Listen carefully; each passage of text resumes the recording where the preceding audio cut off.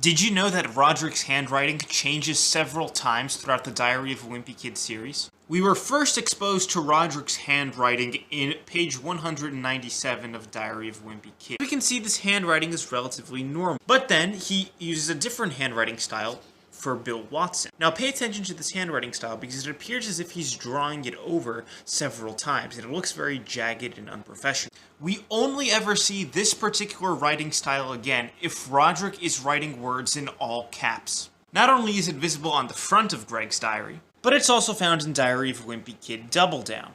Or so we think.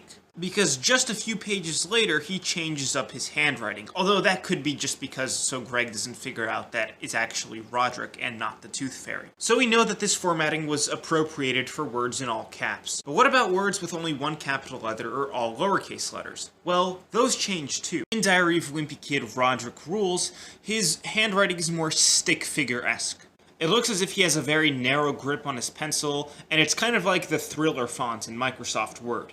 But for the remainder of the series, Rodrick's handwriting becomes similar to this one. It's very elongated and loopy, and it feels as if he's really extending past the letter every single time he makes a character. We see this handwriting again in Diary of a Wimpy Kid Old School. And it looks pretty consistent. I mean, look at the G and look at the R, the base kind of extends past the curve. We see the same thing here.